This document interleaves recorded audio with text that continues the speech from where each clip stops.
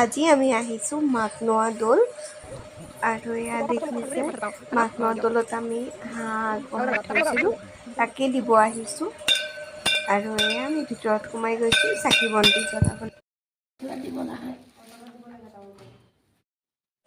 আৰু ইয়াতে পাৰ চৰাই বহুত আছে প্ৰসাদ কেইটামান পাৰ চৰাইকো দি দিলোঁ খাবলৈ। আজি আমি আহিছোঁ মাঘনোৱা দৌল কাম কৰি আছে আৰু এইফালে দেখাম পুৰা খানা আয়োজন চলি আছে ন।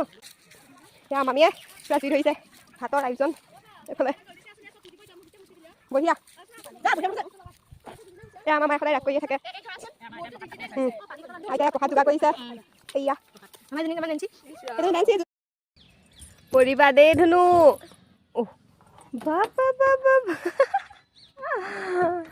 আহা আকৌ আহা আহা ওপৰলৈ উঠা। পৰিবা লাহে লাহে লাহে লাহে আহা।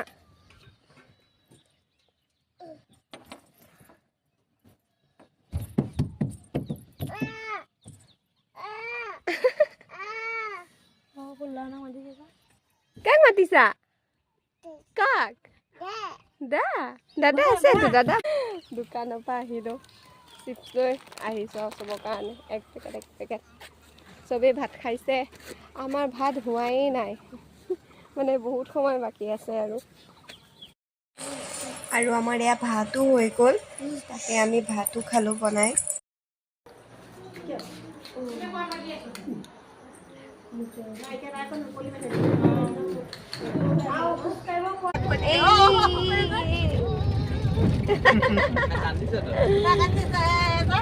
ধুনু ষ্টাইল অকণ কৰি দিয়া দে ষ্টাইল অকণ কৰি দিয়া বা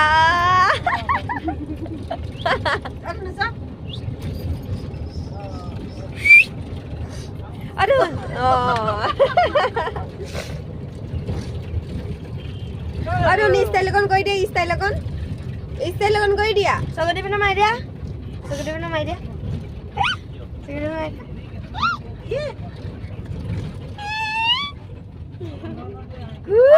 হাই কৈ দিয়া নেন্সি হাই।